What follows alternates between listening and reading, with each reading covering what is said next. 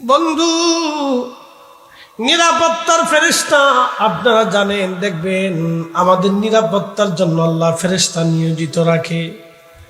ছোট ছোট বাচ্চারা দেখবেন খাটের উপর থেকে পড়ে যায়, ব্যথা পায় না। কি কথা কন না কেন? ছোট বাচ্চা পড়ে যায়, ব্যথা পায় না, হাত ভাঙে না, পা ভাঙে না, কিন্তু আপনি পড়ে দেখেন ওই ছোট্ট বাচ্চাটাকে নিয়ন্ত্রণ করে আল্লাহর ফেরেশতারা, আল্লাহ তার জন্য নিয়ন্ত্রণের ফেরেশতা দিয়ে দেয়। আপনি চলতেছেন, আপনার চলা আপনার নিয়ন্ত্রণের জন্য আল্লাহ ফেরেশতা দিয়ে দেয়। ফেরেশতা এসে বলবে, বান্দারে, তামাম দুনিয়া ভরে খুঁজে দেখলাম, তোমার নিরাপত্তার কোনো সিস্টেম, কোনো ব্যবস্থা আর অবশিষ্ট আমার কাছে নাই। আমি চললাম, আর তোমার সঙ্গে দেখা হবে না, বিদায় নিলাম। ফেরেশতা তখন বিদায় নিয়ে রওনা হয়ে যায়।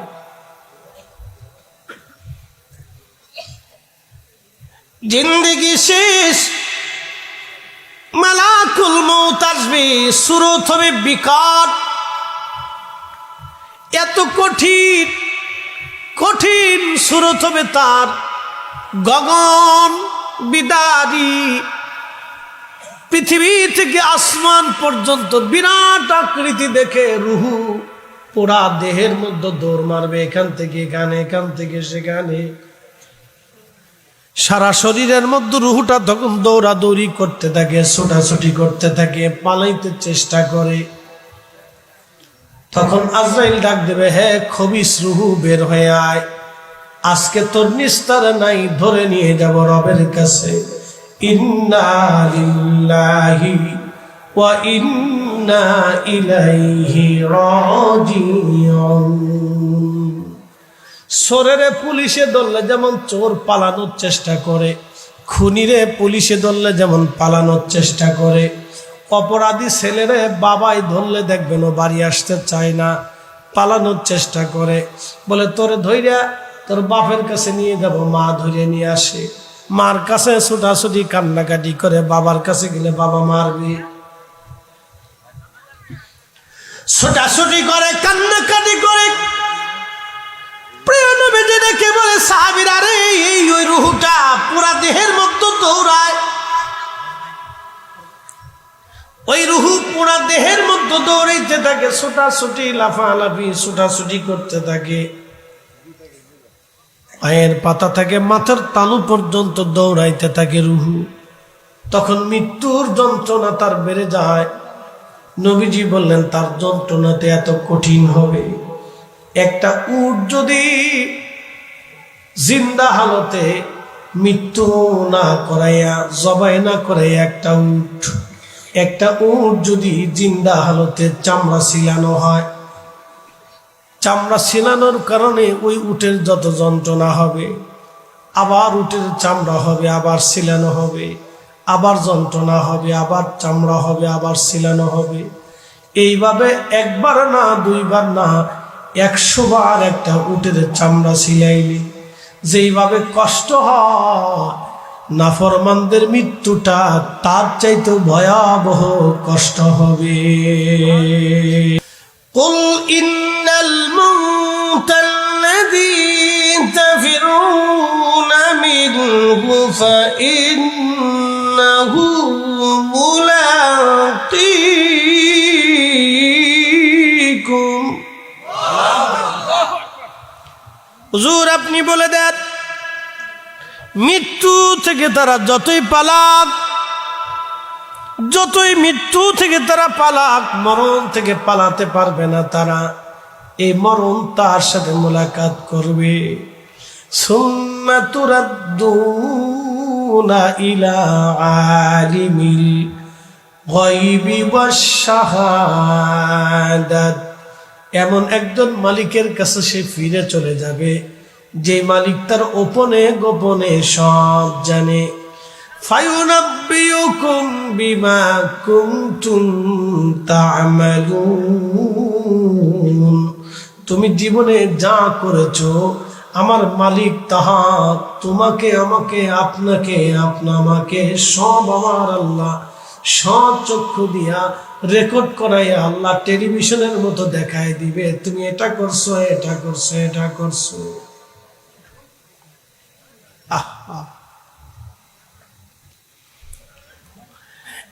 হবিগঞ্জবাসী, পালানোর কোন রাস্তা নাই। তুমি কি করেছ আমার রব সেই দিন সব দেখাবে, আমার মালিক সেই দিন সব দেখাবে। এই জন্য সাহাবী রাসূল যারা ছিলেন তারা আল্লাহকে ভয় করতেন। হায়াত শেষ, মালাকুল মউত তার কাছে আসবে, এমন সময় পানির ফেরেশতা এসে বলবে, আল্লাহর বান্দারে, ও আল্লাহর বান্দা, তোমার জন্য তামাম দুনিয়া ভরে পানি তালাশ করেছে, কোথাও পানি পাই নাই। অতএব আমার দায়িত্ব আমি সম্পূর্ণ আদায় করেছি, চললাম, তোমার সঙ্গে আর কোনোদিন দেখা হবে না। ভাতের ফেরেশতা, খাবারের ফেরেশতা এসে বলবে, বান্দারে, তামাম পৃথিবী তন্ন তন্ন করে খুঁজেছি, কোথাও তোমার জন্য এক দানা রিজিক খুঁজে পাই নাই। অতএব আমি আমার দায়িত্ব তোমার জীবনের 60 বছর পালন করেছি, চললাম, বিদায় নিলাম, বিদায় নিলাম, চললাম, দুনিয়াতে আর কোনোদিন তোমার সঙ্গে দেখা হবে না।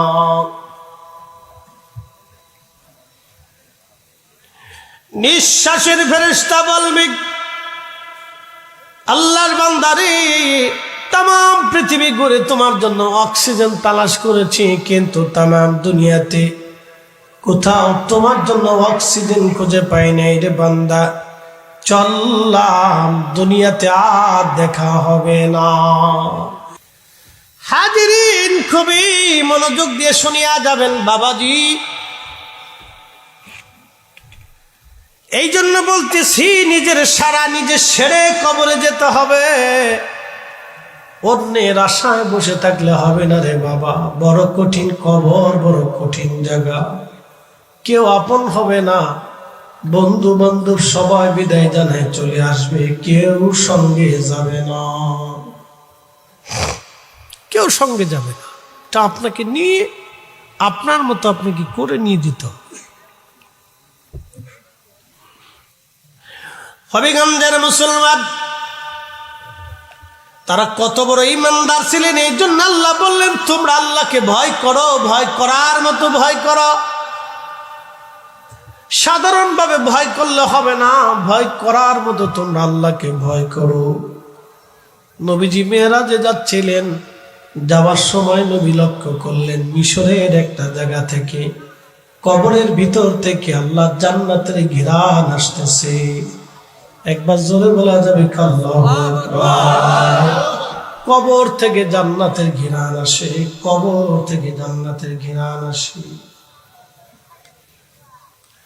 নবী ডাক দিলেন, জিব্রাইল, কবর থেকে জান্নাতের ঘিরান আসে, এই কবর কার? আল্লাহর নবী ডাক দিয়ে বললেন, জিব্রাইল, এই কবর কার? কবর থেকে জান্নাতের ঘিরান আসে রে জিব্রাইল, কবর কার? বলে, হুজুর, একজন মহিলা তার 7টা সন্তান সহ এই জমিনে শহীদ হয়েছিল, কিন্তু মিথ্যার কাছে মাথা নত করে নাই। হুজুর, মহিলা সহ তার সন্তানদেরকে এই জমিনে কবর দেয়া হয়েছিল, তাদের কবর থেকে এখনো জান্নাতের ঘিরান আসে, ঘিরান আসে, ঘিরান আসে। আল্লামা ইমাম আবুল ফারাজ ইবনুল জৌজি 900 বছর আয়ু নুল হেকাতের মধ্যে তিনি একটা ঘটনা লেখেন। মিশরের বাচ্চাদেরকে আগে ফারাও বলা হতো, ফেরাউন বলা হতো। যেই বাচ্চা হতো তাকে ফেরাউন বলে ডাকা হতো। তো তৎকালীন জমানার ফেরাউনরা খুব জালিম থাকতো, বড় জালিম। ওই এলাকার মুসলমানদেরকে ধরে ধরে এনে জালিম বাচ্চা শুয়োরের গোশত খাওয়াইতো। সে জানতে পারছে মিশরের এক কোণাতে একজন মহিলা আছে, তার 7টা ছেলে সন্তান আছে, তারা খুবই ইমানদার, পাক্কা মুসলমান। বাদশা বলল, তাদেরকে ধরে নিয়ে আসো। ও যুবক, হবিগঞ্জবাসী, ইমানের পরিচয়টা জেনে যাবেন আজ। বাদশা তাদেরকে ধরে নিয়ে আসছে, শুয়োর জবাই করলো, গোস্ত গোস্ত সুন্দর করে বানাইয়া, ফ্রাই করে কালা ভুনা বানাইয়া রান্না বান্না করে ওই মহিলা এবং তার 7টা সন্তান সামনে নিয়ে ফেরাউন বলল, নারী, তোমার 7টা সন্তান, তুমি সহ এই যে শুয়োরের গোস্ত খাইতে দিলাম, যদি খাও তোমাদের জন্য বাড়ি নির্মাণ করে দিব, রাজপ্রাসাদ থেকে মাসিক ভাতা নির্ধারণ করে দিব, যদি না খাও তোমার সামনে তোমার সহ 7টা সন্তানকে আজকে শহীদ করে দেওয়া হবে। মৃত্যু নিবা না গোস্ত খাবা, চিন্তা করে এবার বুঝো। বাদশা ডাক দিয়ে বলতেছে, মহিলারে, যেহেতু তুমি শুয়োরের গোস্ত খাবাই না, তাহলে তোমাকে আর সোজা আঙ্গুলে যেহেতু ঘি উঠবে না, আঙ্গুল বাঁকা করতেই হবে।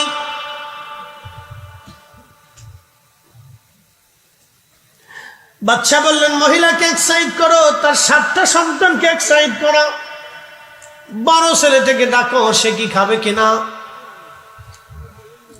বড় ছেলেটাকে ডাক দে, বলল, ছেলেরে, তুমি তো সবার বড় বুদ্ধিমান বেটা, শুয়োরের গোস্ত যদি খাও পোড়া পরিবার তোমাকে ছেড়ে দিব, আর যদি না খাও তোমাকে তিলে তিলে শাস্তি দিয়ে হত্যা করে ফেলবো। বলতেছে, বাদশা, আমার মালিক, আমার রব হারাম যেটা করেছি, বাচ্চারে, তোমার কথায় আমি কখনো শুয়োরের গোস্ত খাবো না, জীবন চলে যায় যাক, আল্লাহ যেটা হারাম করেছে এটা কখনো আমি খাবো না। একবার জোরে বলা যাবে কি মারহাবা। এই যুবকটাকে ধরে আনার পরে আঙ্গুল কাটা হলো একটা, বলে শুয়োরের গোস্ত খাবি, বলে না। দ্বিতীয়টা আঙ্গুল কাটা হলো, তৃতীয় আঙ্গুল কাটা হলো, চতুর্থ, পঞ্চম, এইভাবে একটা না দুইটা না, একটা না দুইটা না, পুরা শরীরের পায়ের এবং হাতের প্রত্যেকটা আঙ্গুল থেকে কেটে কেটে টুকরা টুকরা করা হলো। তার নাক কাটা হলো, কান কাটা হলো, চোখ উঠিয়ে ফেলে দেওয়া হলো জিন্দা অবস্থা। তিলে তিলে তিলে তিলে যুবকটা শহীদ হয়ে গেল, কিন্তু কাফেরের কাছে মাথা নত করে নাই, শুয়োরের গোশত খায় নাই। একবার জোরে বলা যাবে কি মারহাবা। ঈমান ঈমান ঈমান ঈমান, এরা ঈমানদার ঈমানদার। তিলে তিলে শহীদ হয়ে গেল যুবক, কিন্তু শুয়োর খায় নাই। দ্বিতীয় ছেলেটাকে ধরে আনা হলো, যুবক, তুমি কি গোশত খাবা? বলে না, আল্লাহ যেটা হারাম করেছে সেটা খাবো না। বলে, তোমার বড় ভাইয়ের মতো তোমাকেও হত্যা করা হবে। বলে, মরতে রাজি, ইমান দিতে রাজি না। দ্বিতীয় ছেলেটাকে বলা হলো, তেলের কড়াই আনো। তেলের কড়াই এনে তেল ঢালা হলো, আগুন জ্বালানো হলো, প্রচন্ড টকমক করে তেলগুলি ফুটতেছিল। ছেলেটাকে ধীরে ধীরে ধীরে ধীরে আগুনের মধ্যে নামানো হলো। পা থেকে পুড়ে পুড়ে পুড়ে পুড়ে পোড়া শরীরটা তার ভাজি হয়ে গেল।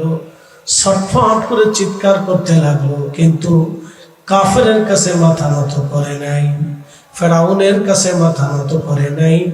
মায়ের সামনে সন্তানটাও শহীদ হয়ে গেল, মা তখনও চুপচাপ দাঁড়ায় দাঁড়ায় দেখে। তাহলে এই মহিলা কত বড় শক্ত ঈমানওয়ালা মহিলা। এই নারীও নারী, আর আমার দেশে ফুচকা খাওয়াও বেডি।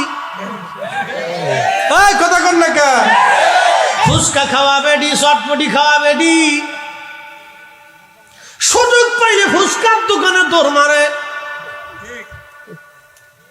কথা কর, এই নারীও নারী, এদেশের নারীও নারী। ফিলিস্তিনের নারীদের দিকে যদি তাকান, ভাই শহীদ হয়, মা শহীদ হয়, বাবা শহীদ হয়, ছেলে শহীদ হয়, স্বামী শহীদ হয়, নিজে শহীদ হয়, তারপরে ফিলিস্তিনের নারীরা বুরকা ছাড়ে না, হেজাব খুলে না। কথা কন না কেন, ঠিক কিনা? আর আমার দেশের বেডি ফুচকা খাওয়া বেডি হেজাব পরে না, আবার দেখি বুরকা পরে টিকটক বানায় বেডি। মনোযোগ দিয়েন, দ্বিতীয় ছেলেটা শহীদ, বাকি ভাইগুলি দাঁড়ানো। তৃতীয় ছেলেটাকে বলা হলো, যুবক তুমি কি শুয়োরের গোশত খাইবা? যুবক ডাক দিয়ে বলতেছে, ফেরাউন তুমি দুর্বল, আমার আল্লাহ সবল। তুমি দুর্বল, আমার আল্লাহ শক্তিশালী। আমি সবল শক্তিশালী মহামালিক আল্লাহর হুকুম ডাইভার্ট করে তোমার হুকুমে শুয়োরের গোশত খেতে পারি না। আল্লাহ যেটা হারাম করেছে সেটা খাবো না। ফেরাউন ডাক দেখো, যুবক আমার দুর্বল ভাবলি, তোকে আরো কঠিন শাস্তি দেব, দেখি শুয়োরের গোশত খাস কিনা। ধরে নিয়ে গেল, সর্বপ্রথম মুখের চামড়া সিলাইয়া ছুরি দিয়ে, গরুর চামড়া যেইভাবে সিলানো হয় এই যুবকের মুখের চামড়া এইভাবে সিলাইয়া আহা তার পুরা শরীরের চামড়া উঠানো হলো। জিন্দা হালতে ছুরি দিয়ে তার পুরা শরীরের চামড়া উঠিয়ে ফেলা হলো। তিলে তিলে ছটফট করে করে যুবক শহীদ হয়ে গেল, কিন্তু কাফেরের কাছে মাথা নত করে নাই। একবার জোরে বলা যাবে কি মারহাবা। এই ছেলেটাও শহীদ। এবার ফেরাউন বাকি তিনটা ভাইকেও এইভাবে বিভিন্ন প্রক্রিয়ায় শহীদ করে দিল। 6টা বেটাই শহীদ, মহিলা তখনও তাজা। একসাথে বলবেন আল্লাহু আকবার। মহিলা তখনও তাজা। ফেরাউন ডাক ডাকে, নারী তোমার চোখের সামনে 6টা বেটাকে শহীদ করে দিলাম, এখন একটা বেটা আছে, একটা ছেলে তোমার এখনো বাচ্চা আছে। ও মহিলা, তুমি তোমার ছোট্ট ছেলেটাকে বোঝাও, ও যদি শুয়োরের গোশত একটা টুকরাও খায়, আমি ফেরাউন তোমারে ছেড়ে দিব, তোমার জন্য আলাদা বাড়ি বানাবো, মাসিক ভাতা ধার্য করে দেব। ও মহিলা, 6টা ছেলে হারাইলা, বাকি কোলের ছেলেটারে হারাইও না। ও ছোট্ট মানুষ, ওরে যদি বুঝাও বেশি খাওয়া লাগবে না, মাত্র একটা টুকরা খাইতে কও, একটা টুকরা খাইতে কও। তো মহিলা বলতেছে, ফেরাউন রে, তা আমার তো ওই ছেলেটারে বুঝাইতে হলে তাহলে আমার একটা নিরিবিলি একটা রুমে দেও, দেখি আমি বাচ্চাটারে বুঝাই। তো ফেরাউন চিন্তা করছে, মহিলার এইবার ঈমান চলে গেছে, কিন্তু জানে না যার চোখের সামনে 6টা বেটা শহীদ হলো সে তখনও কিছু বলে না। মহিলার ঈমান কত মজবুত কল্পনা করতে পারবেন? তাদের কবর থেকে এখনো বেহেশতের ঘ্রাণ আসে। একসাথে হবে না? জোরে বলেন আল্লাহু আকবার। এখনো আসে কবর থেকে, তাদের কবর থেকে বেহেশতের ঘ্রাণ আসে এখন।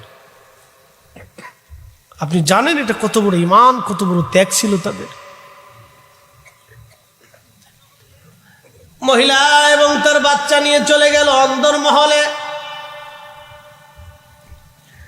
অন্দরমহলে নিয়ে মহিলা বাচ্চাটাকে বলতেছে, ছেলে আমার 6টা সন্তান পরে তুমি আমার একটা বেটা, 7টা সন্তান। ছেলেরে আমার বাকি ছেলেগুলি চোখের সামনে ফেরাউন শহীদ করে দিছে, তোমার বাকি ভাইদেরকে ফেরাউন শহীদ করে দিছে রে বেটা।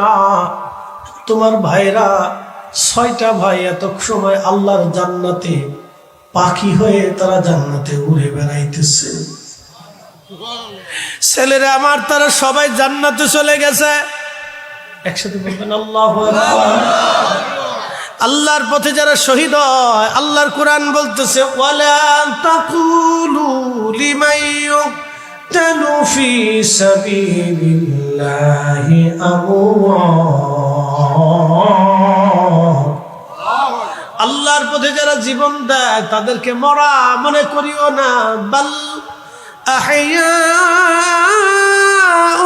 ওয়ালাকিন লা তাশউরুন। তারা জিন্দা জিন্দা জিন্দা জিন্দা জিন্দা জিন্দা, তাদেরকে মরা মনে করিও না, তারা জিন্দা জিন্দা জিন্দা জিন্দা। ইমাম সুয়ুতী খাসাইদুল কুবরার মধ্যে লেখেন, আল্লাহর নবী একদিন মদিনার পাহাড়ের পাশ দিয়ে হেঁটে হেঁটে যাচ্ছে, ঠিক এমন সময় নবীজি বললেন, ওয়ালাইকুম আসসালাম। ঠিক আল্লাহর নবী সাহাবীরা বলেন, হুজুর ওয়ালাইকুম আসসালাম কেন বললেন? কে আপনারে সালাম দিল? নবীজি ডাক দিয়ে বলতেছে, সাহাবী রে, আমারে জাফর সালাম দিয়ে গেছে। আমি জাফরের সালামের জবাব দিছি। সাহাবীরা বলেন, ইয়া রাসূলুল্লাহ, জাফর তো শহীদ হয়ে কবরে চলে গেল, সে কি করে আপনাকে সালাম দেয়? নবীজি বললেন, সাহাবীরা রে, মুতার প্রান্তরে আমার জাফরের ডান হাতে কালেমার পতাকা ছিল। আমার জাফরের কালেমার পতাকা নিয়ে 2 লক্ষ কাফেরের ভিড়ে যে আমার জাফর লড়াই করতেছিল, জিহাদ করতেছিল। জিহাদ করতে করতে করতে করতে জাফরের ডান হাতে কাফের আঘাত করে জাফরের ডান হাত তারা কেটে ফেলে দিল। আমার জাফর বাম হাত দিয়ে কালেমার পতাকা চেপে ধরলেন। 1 হাত দিয়ে লড়াই করতেছিলেন, কালেমার পতাকা চেপে ধরেছেন তিনি। কাফেররা বাম হাতে আঘাত করলো, হাত কেটে আলাদা হয়ে 2 হাত কেটে চলে গেল। তার হাত নাই, কিন্তু আমার জাফর কালেমার পতাকা জমিনে পড়তে দেয় নাই। আমার জাফর কালেমার পতাকা কামড় দিয়ে ধরে বুকের উপরে নিয়ে আমার জাফর কালেমার পতাকা উড্ডীন করে ধরে রেখেছিল।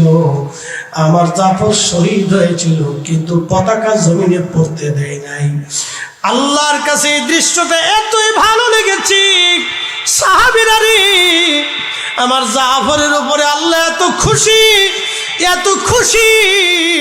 2টা হাতের বদলতে আমার জাফরকে আল্লাহ 2টা পাখা বানিয়ে দিয়েছে।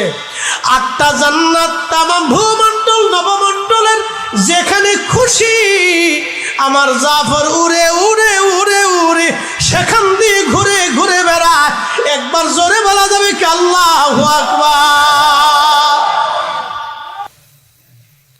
বিশ্ববিখ্যাত খলিফাতুল মুসলিমিন আশিক রাসূল, ইসলামের প্রথম মুজাদ্দিদ, মুসলমানদের দ্বিতীয় ওমর ইবনে আব্দুল আজিজ রাদিয়াল্লাহু তাআলা আনহু, তিনি গভর্নরকে দূর দূর করে তাড়াই দিয়ে বললেন, দূর হ বেটা, আমার রাসূলের আব্বা আম্মাকে তুই কাফের মনে করিস, মুসলমানের গুরুত্বপূর্ণ পদে তোরে আর রাখা যাবে না।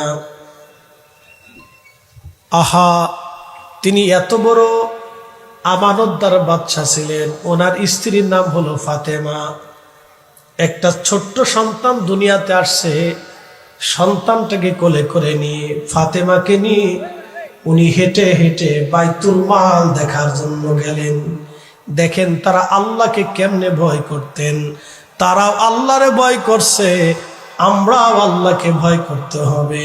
আল্লাহ বলে দিলেন, ইয়া আইয়ুহাল্লাযীনা আমানুত্তাকুল্লাহা হাক্কা তুকাতিহি ওয়া লা তামুতুন্না ইল্লা ওয়া আনতুম মুসলিমুন।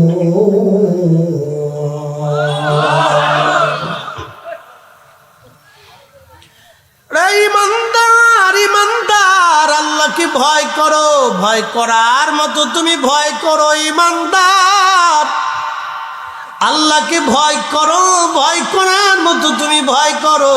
যেইভাবে ভয় করলে ভয় করা হবে, যেইভাবে ভয় করলে ভয় করা হবে, সেইভাবে ভয় করা। খলিফাতুল মুসলিমিন দ্বিতীয় ওমর ইবনে আব্দুল আজিজ রাদিয়াল্লাহু আনহু বাইতুল মালে গেলেন। বিবিকে সঙ্গে করে নিয়ে, ছোট্ট সন্তানটাকে সঙ্গে করে নিয়ে গেলেন। আহা, বাইতুল মালে অনেক সম্পদ আসছে, গম আসছে, জব আসছে, খেজুর আসছে, এরপরে আপনার আপেল আসছে, কমলা আসছে, লেবু আসছে, বিভিন্ন পণ্য সামগ্রী। বাইতুল মালে জাকাত উসুল করার পরে মালগুলি আসছে। ছোট্ট বাচ্চাটা ঘুরে ঘুরে খেলতেছিল বাইতুল মালে। সুন্দর একটা আপেল দেখে খলিফার ছেলেটা দৌড়ায় যাইয়া ওই একটা আপেলের মধ্যে হাত লাগাইয়া আপেলটা নিয়ে এসে মুখের মধ্যে কামড় দিয়ে খাওয়া শুরু করছে। খলিফার ছেলে কত বড় খলিফা জানেন? বলতেছি, বর্তমান ইরাক, ইয়ামান, ওমান, কাতার, কুয়েত, দুবাই, বাহরাইন, সৌদি আরব, জর্দান, লেবানন, লিবিয়া, তিউনিসিয়া, ফিলিস্তিন, মিশর, আলজেরিয়া, নাইজেরিয়া, সুদান, মরক্কো, বাংলাদেশের অন্তত 400 দেশের সমান একটা বিশাল সাম্রাজ্যের খলিফা তিনি। ছোট্ট বাচ্চাটা দৌড়াই যাইয়া ওনার আপেলের মধ্যে হাত দিছে, নিয়ে মুখের মধ্যে নিয়ে কামড় দিয়ে খাওয়া শুরু করলেন। ছোট্ট বাচ্চাটা খলিফা দেখার সঙ্গে সঙ্গে একটা দৌড় দিয়ে যাইয়া বাচ্চার হাত তাপা দিয়ে ধরে হাত থেকে আপেলটা কেড়ে নিয়ে নিলেন। কেড়ে নিয়ে নেওয়ার পরে ছোট্ট বাচ্চা বাইতুল মালের আপেল খেয়ে ফেলেছে, সরকারি সম্পদ খাইছে, রাষ্ট্রের সম্পদ খেয়ে ফেলছে।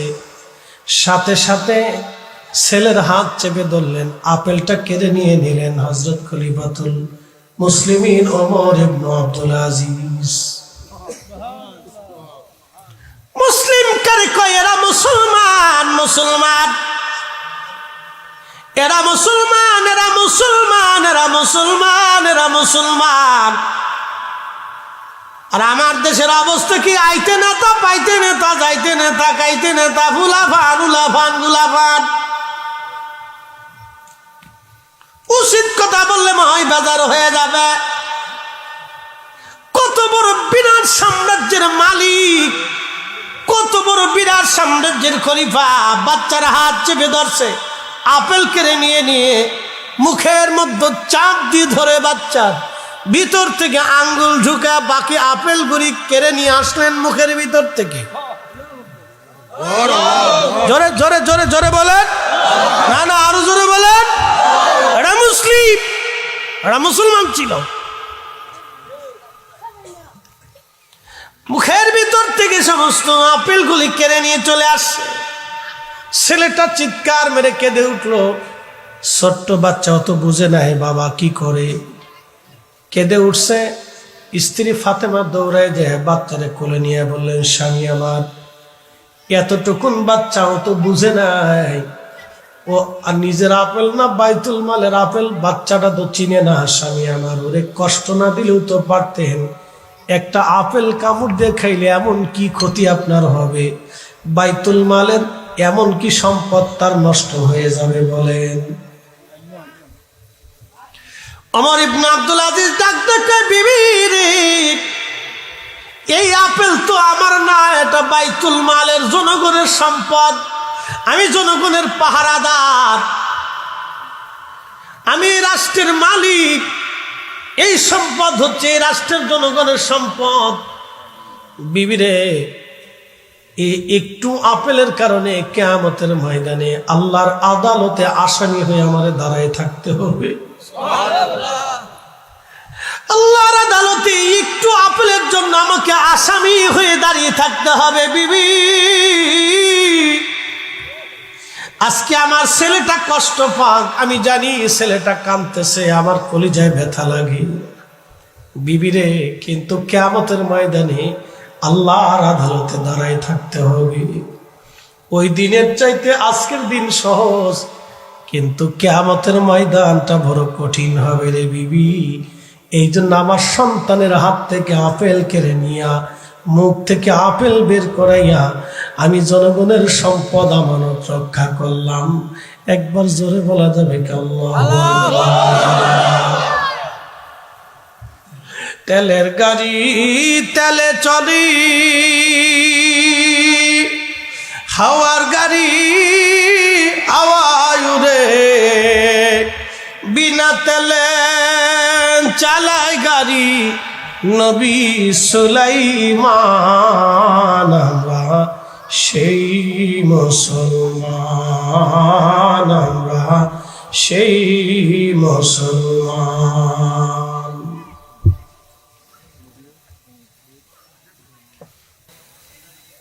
বিশ্ববিখ্যাত একজন বাদশা ছিলেন, তার নাম হযরতে খলিফাতুল মুসলিমিন ওমর ইবনু আব্দুল আজিজ রাহিমাহুল্লাহ, যাকে মুসলমানের দ্বিতীয় ওমর হিসেবে যাকে চেনা যায়। এত বড় আবিদ এবং জাহিদ বাদশা ছিলেন। এত বড় আশিক রাসূল ছিলেন তিনি, এত বড় আশিক রাসূল, এত বড় আশিক রাসূল ছিলেন ইমাম সুয়ুতি আল-হাবিলিল ফতোয়া মাসালিকুল হুনাফা বি ওয়ালিদাইল মুস্তাফার মধ্যে লেখেন, আল্লাহ রাব্বুল আলামিন কুরআনুল কারীমের ভিতরে এইভাবে আমার আল্লাহ বয়ান করলেন, হে ঈমানদার, লা তুলহিকুম আমওয়ালুকুম, সন্তান এবং সম্পদের মোহে পড়ে, আন যিকিরিল্লাহ, আমি আল্লাহর জিকির থেকে তুমি গাফেল হয়ো না। সম্পদ এবং সন্তান, সন্তান এবং সম্পদের প্রেমে পড়ে আমার জিকির থেকে তুমি গাফেল হয়ো না, আমার আইনকে অমান্য করো না।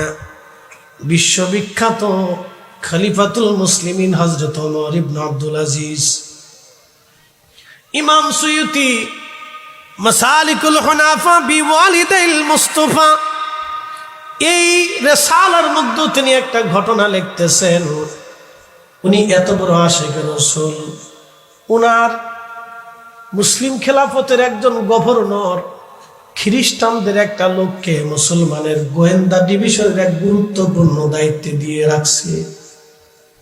খলিফা তাকে ডাক দিয়ে বলেন, গভর্নর, আপনি কি একটা কাজ করলেন, মুসলমানদের গুরুত্বপূর্ণ একটা পদে একজন খ্রিস্টানকে এইভাবে দায়িত্ব দিলেন, সে তো সাম্রাজ্যের গোপন কথাগুলি প্রচার করে দেবে।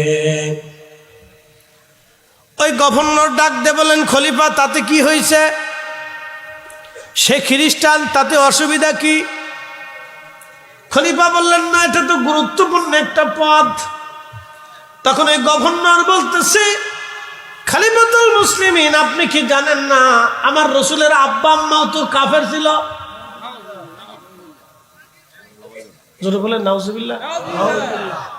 গভর্নর ওমর ইবনে আব্দুল আজিজ রে বলতেছে, আপনি কি জানেন না আমাদের রাসূলের আব্বা আম্মা কাফের ছিল? হযরতে খলিফাতুল মুসলিমিন, ইসলামের প্রথম মুজাদ্দিদ, আশিক রাসূল, কলিজার ভিতরে তখনই আগুন দাউ দাউ করে জ্বলে উঠছে। একসাথে বলবেন না আল্লাহু আকবার। কলিজার ভিতরে আগুন দাউ দাউ করে জ্বলে উঠছে। তখনই তিনি বলে উঠলেন, আহ, কি বললি তুই, কি বললি তুই, এ গভর্নর, আমার রাসূলের আব্বা আম্মা জাহান্নামী, তারা কাফির বললি কি? আমি যদি তোর জিহ্বা এখন কেটে ফেলতাম, আমি যদি তোর হাত কেটে ফেলতাম, আমি যদি তোর পা কেটে ফেলতাম। একসাথে বললেন আল্লাহু আকবার। তুই আমার রাসূলের আব্বা আম্মাকে কাফের বললি, তোর জিহ্বা কেটে ফেলে দেওয়ার দরকার, তোর হাত কেটে ফেলে দেওয়ার দরকার, তোর পা কেটে ফেলে দেওয়ার দরকার। বললি কি নাফরমান, আমার সামনে থেকে চলে যা, কোনদিন আর আমার সামনে তুই আসবি না। মুসলমানের গভর্নরের দায়িত্ব ধরে রাখা যাবে না। একবার জোরে বলা যাবে আল্লাহু আকবার। আমাদের দেশে এক দল আছে, আমিন, কি কথা কন না কেন, আছে না নাই? এদের আকীদা হলো নবীজির আব্বা আম্মা দুইজন কাফের। কাস্তে বলেন কেন, জোরে বলেন, আরো জোরে বলেন। যদি আজকে ওমর ইবনে আব্দুল আজিজ পৃথিবীতে বেঁচে থাকতো, মুসলিমদের খলিফা যদি উনি থাকতো, তাহলে এদের মৌলবীদের ধরে ধরে জিহ্বা কেটে মুসলিম খেলাফত থেকে তারাই এক কুত্তার মতো তারাই দিত। কথা বলেন ঠিক না বেঠে? প্রিয় উপস্থিতি, সারা পৃথিবীর ভূমণ্ডল, নভমণ্ডল, সূর্য কতটুকু আলো দিবে তাও আল্লাহ সূর্যের তকদিরে লিখে দিলেন। আপনি একটু চিন্তা করে যান, 13 লক্ষ পৃথিবী এক জায়গা করলে যত বড় হবে, একটা সূর্য হবে বাবা তত বড়। ওই সূর্যটাকে জ্বালানোর জন্য আমার রব প্রতিনিয়ত crore crore crore crore trillion billion gas আল্লাহ ব্যবহার করেন। বুঝতেই পারতেছেন, পৃথিবীতে সাগর আছে, নদী আছে, সারা পৃথিবীতে মহাদেশ হলো 7টা, মহাসাগরও আছে 7টা। ছোট বড় উপসাগর থেকে শুরু করে ছোট বড় অনেক সাগর আছে, অনেক জলাশয় আছে, অনেক বড় বড় বিল আছে, অনেক বড় বড় নদী আছে। 2টা নদী আল্লাহর জান্নাত থেকে সরাসরি আসলো। একটা পানির ফোয়ারা জান্নাত থেকে সরাসরি আসলো, সেটার নাম হলো জমজম।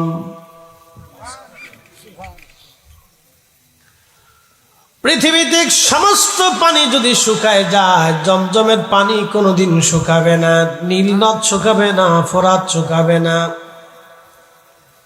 মনোযোগ দিবেন। আল্লাহর দুনিয়াতে একটা পাহাড় আল্লাহ জান্নাতে যাবে, সে পাহাড়ের নাম হলো উহুদ। উহুদ আমার রসুলকে ভালোবাসার জন্যে একটা পাহাড় জান্নাতে চলে যাবে। অথচ মাউন্ট এভারেস্ট দুনিয়ার সবচেয়ে বড় পাহাড়, এত বড় পাহাড় হওয়া সত্ত্বেও মাউন্ট এভারেস্ট জান্নাতে যাবে না। কিন্তু উহুদ পাহাড় নবীকে ভালোবাসার জন্যে আল্লাহর জান্নাতে জান্নাতে জান্নাতে চলে যাবে। একবার জোরে বলা যাবে কি ইয়া রাসূলুল্লাহ।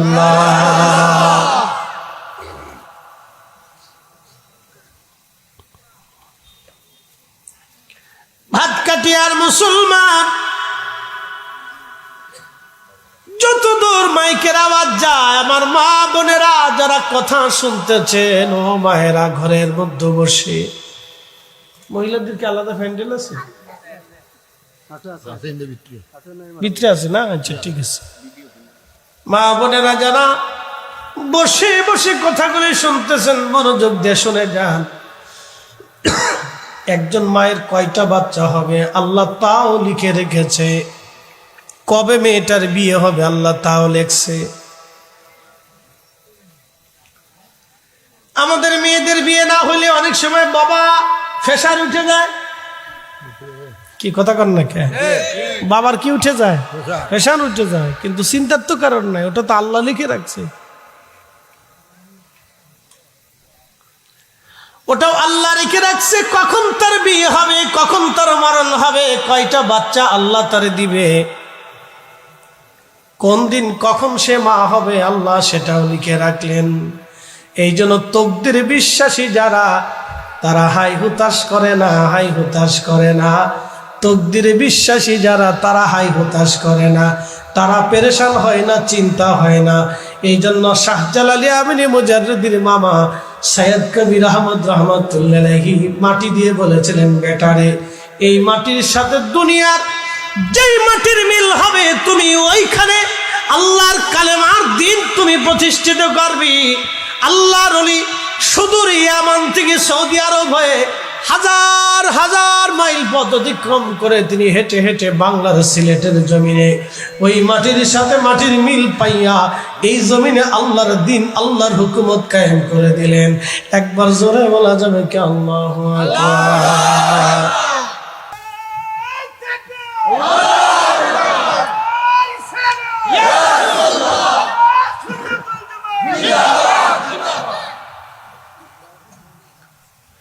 এরা শহীদ, এরা শহীদ, এরা শহীদ, শহীদ, এরা শহীদ, এরা শহীদ।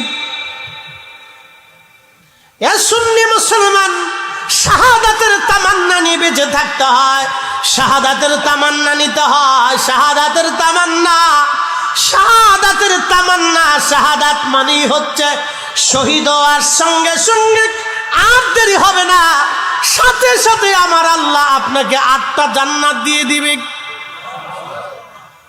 বলো না, আরো জোরে বলেন, আরো জোরে বলেন। 8টা জান্নাত আল্লাহ দিয়ে দিবে। শহীদ হওয়ার সাথে সাথে কোনো দেরি হবে না, আল্লাহ 8টা জান্নাত দিয়ে দিবে। যে জান্নাত খুশি মন চায় আপনি সেই জান্নাতে চলে যাবেন। মনোযোগ দিয়ে শুনে যান ও মুসলমান। আল্লাহ নবী বললেন, আমার জাফর শহীদ, কিন্তু আল্লাহ তারে পাকা দিয়ে দিচ্ছে। আমার সামনে দিয়ে উড়ে যাওয়ার সময় জাফর আমারে সালাম দিল, আমি নবী তার সালামের জবাব দিয়ে দিলাম। একসাথে বলবেন না মারহাবা। এর অর্থ কি? আল্লাহর পথের ওলি যারা ইন্তেকাল করার পরেও তারা কবরের ভিতরে আমাদের কথা শুনে, কথা কন না কেন? আমরা জিয়ারতে গেলে তারা চিনে, আমাদের জন্য দোয়া করে। যেখানে খুশি সেখানে ইচ্ছা তারা ঘুরতে পারে, আল্লাহ তাদের এই সুযোগ দিয়ে দেন। এই জন্য অলিদের জিয়ারতে মাঝে মধ্যে যাবেন, আল্লাহর অলিদের জিয়ারতে বসবেন, তাদের কাছে বসবেন, তাদের নিয়ে দোয়া করবেন। জীবন বৃথা হবে না, দোয়া বিফল হবে না। কোরআনে আল্লাহ বলে দিলেন, ইন্না রাহমাতাল্লাহি করিবুম মিনাল মুহসিনিন। আমার রহমত আমার মুহসিনদের নিকটবর্তী। একবার জোরে বলা যাবে কি মারহাবা? মনোযোগ দিন। ওই যে মহিলা বাচ্চারে ঘরের মধ্যে নিয়ে বুঝাইতেছে, বেটা রে তোমার 6টা ভাই জান্নাতে চলে গেছে। একসাথে বলবেন না মারহাবা? ছেলে আমার, তোমার 6টা ভাই জান্নাতে চলে গেল রে বেটা। তুমি যদি শুয়োরের গোশত খাও, কিয়ামতের ময়দানে তোমার 6টা ভাই আরশে মুআল্লার নিচে দাঁড়ায় থাকবে। তুমি যদি শুয়োরের গোশত খাও রে বেটা, তুমি জাহান্নামে চলে যাবা। বাবা আমার, ছেলে আমার, তোমার 6টা ভাইকে আমি দুধ খাওয়াইছি 2 বছর করে, কিন্তু তুমি আমার ছোট্ট সন্তান, সবার ছোট। তুমি জন্ম যখন নিয়েছিলা পুষ্টিহীন ছিলা, দুর্বল ছিলা বেটারে। তোমার শরীরের পুষ্টি যাতে হয় সেই জন্য আমি 4 বছর ধরে তোমার দুধ পান করাইছি। ছেলে আমার, পৃথিবীর সব মা 2 বছর দুধ খাওয়ায়, কিন্তু আমি মা তোমার পুষ্টির জন্য, শক্তির জন্য তোমারে আমি 4টা বছর দুধ পান করাইছি বেটা। 6টা সন্তান থেকে তোমার প্রতি আমার হক বেশি, আমার দায়িত্ব বেশি, তোমার প্রতি আমার আবদার বেশি, যেহেতু তোমারে 4 বছর দুধ খাওয়াইছি।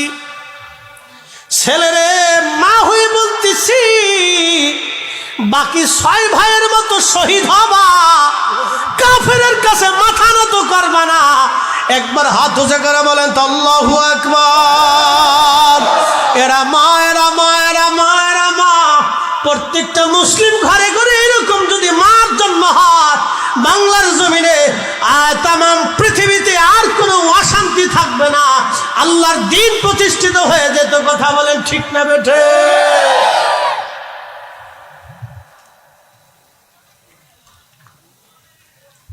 কিন্তু আপনার দেশের মা হয়েছে ফ্যাটের ভিতরে বাচ্চা লেগে টানা পানা দেখে, টানা পানা, টানা পানা, ফ্যাটের ভিতরে বাচ্চা লেগে টানা পানা। নাটক, সিনেমা, টিকটক, জিগজাগ, আজারে বাজারে। আবার এখন বেরোইছে বউরে দিয়া টিকটক বানাইয়া ভিডিও করে যারা খায়, পয়সা রুজি করে, পয়সা কামাই করে, বউরে দিয়ে টিকটক বানায়। বউ কেমনে রান্ধে, কেমনে কাপড় ধোয়, কেমনে কাপড় কাছে, বউ নাচে, কেমনে শাক বুনিচ্ছে, কেমনে নিচ্ছে, কেমনে বিছনা ঠিক করতেছে, বউরে দিয়ে ভিডিও করিয়া যারা পয়সা কিনে পয়সা বানায় খায়, তারা একবারে বউরে দিয়ে পতিতাবৃত্তি করলে যা হয়, বউরে দিয়ে ভিডিও বানাইয়া পয়সা রুজি করলে তাই হয়। কতক্ষণ না কে? এই বেহাপনার শেষ কোথায়? এই বেহাপনার কোনো শেষ নেই। এগুলো বেহাপনা দিন দিন বাড়তেছে। হাজির কোথাকার বউরে দিয়ে ব্যবসা শুরু করছে।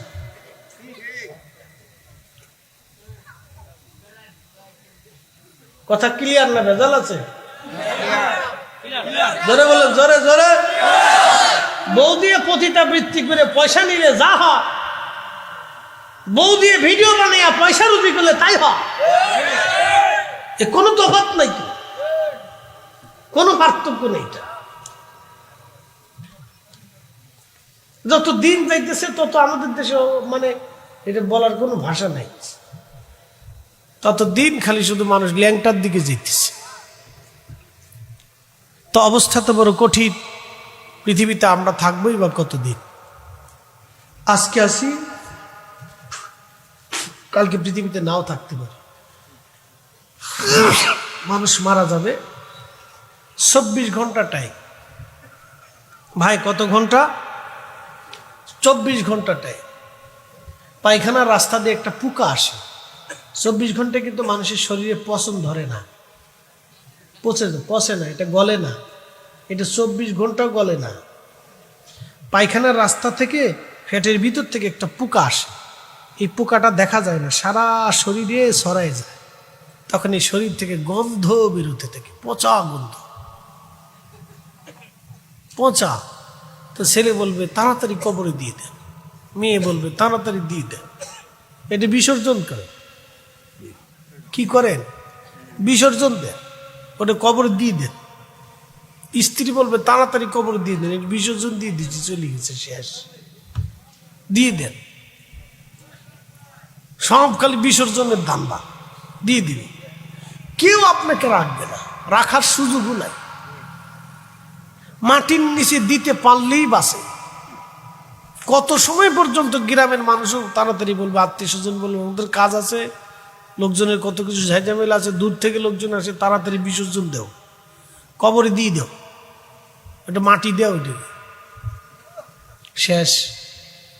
ফাড়াফাড়ি, কানাকারি, লাফালাফি, গুতাগুতি, মারামারি, ঝগড়া ফাসাদ সব শেষ, কিচ্ছু নাই। এবার এমন একজনের কাছে গেছেন যার কাছে আপনার জীবনের পাট পাট হিসাব দিতে হবে। এমন এক মালিকের কাছে আপনি ফিরে যাচ্ছেন যে যার কাছে আপনাকে হিসাব কষে বুঝে দিতে হবে। এমন এক মালিকের কাছে যাচ্ছেন যার কাছে আপনার জীবনের পাট পাট হিসাব বুঝে দিতে হবে। চলে যেহেতু যেতেই হবে, তো বুঝে যেতে হবে। কবরে যেহেতু যেতেই হবে, অতএব সজাগ হয়ে যেতে হবে। কবরে যেহেতু যেতে হবে, আপনাকে দুইটা জিনিস নিতেই হবে, 1 নম্বর ঈমান, 2 নম্বর আমল। সাচ্চা কথা বলছি, একবারে বিশুদ্ধ কথা বলেছি। শ্রোতা বক্তা সবাইকে আমল করার তৌফিক দিক, সকলে বলে না আমিন। দিন শেষে আমরা আল্লাহর ভুল করি। মহিলার কথাটা পরে বলতেছি, আর একটু পরে। মহিলার কথা শেষ হয়নি। কবর থেকে বেহেশতের ঘিরান আসে, এমনি আসতেছে সামনে। ইয়া আইয়াতুহান নাফসুল মুতমাইন্নাতু ইরজিই ইলা রাব্বিকি রাদিয়াতাম মারদিয়া ফাদখুলি ফি ইবাদি ওয়াদখুলি জান্নাতি।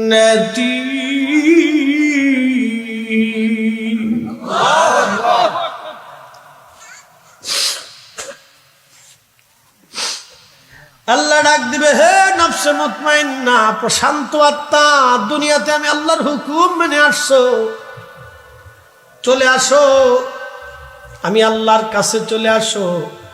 ফাদখুলি ফি ইবাদি ওয়াদখুলি জান্নাতি, আমার জান্নাতে চলে আসো। আমি তোমার জন্য জান্নাত বানাইছি। আল কবরু রাউজাতুম মিন রিয়াজিল জান্নাহ। কারো কারো কবর আল্লাহ জান্নাতের বাগান আল্লাহ বানায়, রওজা বানায় দেয়, রওজা বানায় দেয়। দুনিয়ার সাধারণ উম্মতের কবর যদি রওজা হয়, যে নবীর কারণে উম্মতের কবর রওজা হলো, সেই নবীর কবরকে যারা রওজা বলতে চায় না, আমার দেশের সালাফি মতবাদ, তারা নবীর কবরকে রওজা বলতে চায় না। তারা বলে নবীর কবর, নবীর রওজা বলতে চায় না, তারা বলে রওজা বলা হারাম। যারা আমার রাসূলের কবরকে রওজা মানতে চায় না, ওরা আল্লাহর কোরআনের বিরুদ্ধে, রাসূলের সিদ্ধান্তের বিরুদ্ধে, নবীর শানকে ছোট করার কারণে ওরাও এই সমাজের গিরগিটি কথা কন না কেন, ঠিক কিনা? গিরগিটি চিনেন? কাকলাস আপনাদের দেশে কি কয়? কাকলাস না, রং চেঞ্জ হয়। ইব্রাহিম আলাইহিস সালামের আগুনের মধ্যে ফু মারে, আল্লাহ ডাক দেখে, গিরগিটি কি করো? বলে ফু দিচ্ছি। বলে কেন ফু দাও?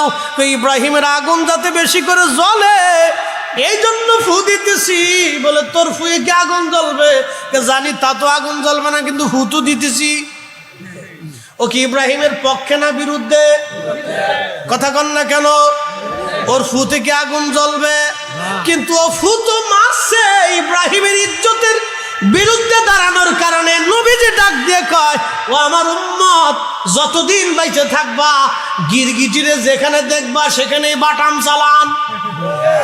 একসাথে বলেন আল্লাহু আকবার। কি চালান? কথা কন না, কি চালান? জোরে বলেন, কি চালান? গিরগিটি ইব্রাহিম খালিলুল্লাহর বিরুদ্ধে যাওয়ার কারণে, ইজ্জতের বিরুদ্ধে যাওয়ার কারণে ভুল করছে। এক গিরগিটি বাটাম চালান খাবে কোটি কোটি গিরগিটি। কথা কন না কেন? ভুল করলো এক গিরগিটি, বাটাম চালান খাবে কোটি কোটি গিরগিটি। আমার রসুলের ইজ্জতের বিরুদ্ধে যারা যাবে তারা হলো মানবরূপী গিরগিটি। গিরগিটি ও আজ আমার শেষ, যা করার করছিলাম, তখন দোয়া করে দিই।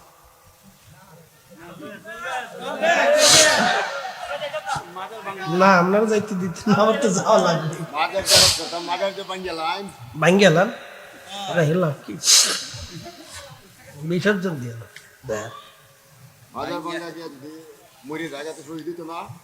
বিরাট শহীদ। শহীদ কারে কয়? বাপ রে বাপ, কতজনের নাম তো শহীদ আছে।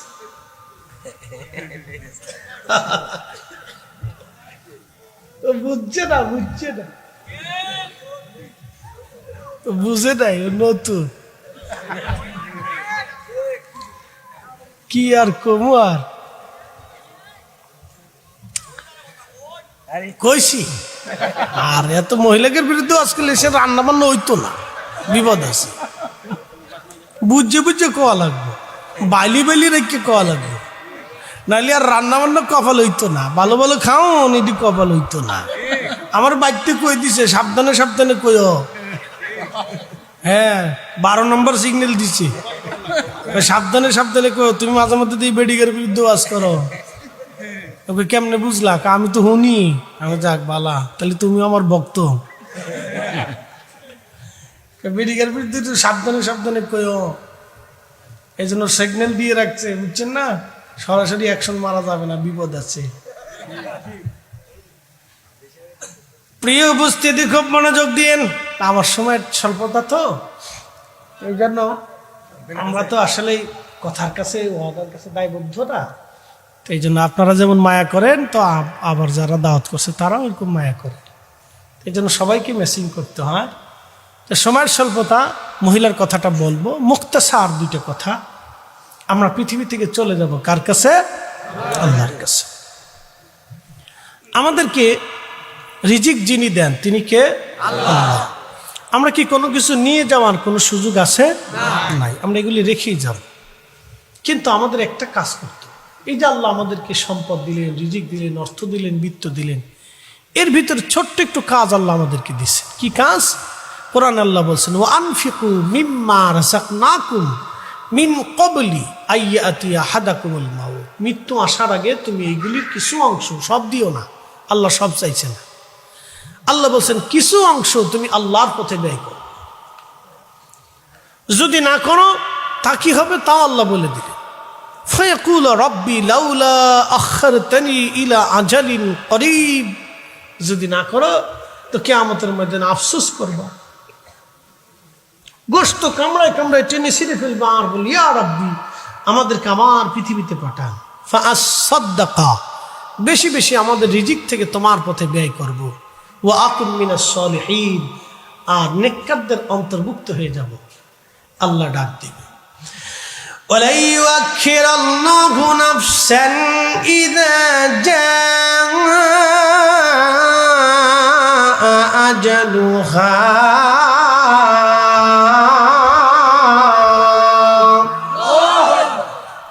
বান্দা একবার টাইম, হায়াত শেষ হয়ে গেলে থাকার আর সুযোগ নাই, চলে আসলে ফিরে আসার আর কোনো সুযোগ নাই। অতএব ওয়ান টাইম জীবন, অল্প সময়। এই অল্প সময় আমাদের কাজে লাগাইতে হবে রে বাবা, সময় আমাদের কম। এখানে একটা মসজিদ, বাকি ওয়াজ পরে করব। মসজিদের জন্য কিছু 2টি কথা আমাদের আছে। মসজিদে টাইলস হবে, বাথরুম হবে, ওযুখানা হবে, ইমাম সাহেবের রুম হবে, অনেক খরচ। আমি বেশি চাবো না। যারা মনে করবেন আমার রিজিক আমি কবরে নিতে পারবো না, দুনিয়াতে রেখে যেতেই হবে।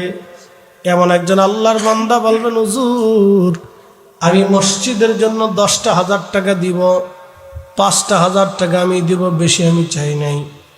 5,000 টাকা 10,000 টাকা আল্লাহর ঘরের জন্য বরাদ্দ করবেন, আপনার নিজের জন্য দিয়ে যাবেন, দুনিয়ার কোনো ব্যক্তিকে দিতে হবে না। আল্লাহর ঘরে আপনি রেখে যাবেন, আল্লাহর ঘরে দিয়ে যাবেন। আল্লাহর ঘরে আপনি দিয়ে যাবেন, দুনিয়ার কাউরে দিতে হবে না, আল্লাহর ঘরে দিয়ে যাবেন। পৃথিবীর কাউকে দিবেন না, আল্লাহর ঘরে রেখে যাবেন। পৃথিবীর কাউকে দিবেন না, আল্লাহর ঘরে রেখে যাবেন। এটা কাউকে দিতে হবে না, 1 টাকাও নষ্ট হবে না। 10,000 টাকা 5,000, মাশাআল্লাহ, নারে তাকবীর, নারে রিসালাহ। আমাদের মুরব্বী কি নাম, হাজী আব্দুল হক সাহেব, বিশিষ্ট মুরব্বী হাজী সাহেব, তিনি দিবেন 5,000 টাকা। বলেন না মারহাবা। আল্লাহ হাজী সাহেব 5,000 টাকা পাক পাঞ্জাতনের উসিলা হাজী সাহেবের বাবার কুল মায়ের কুলকে মাফ করে দাও, আমরা সবাই দোয়া করে বলি আমিন। দেন 5,000 করে দেন।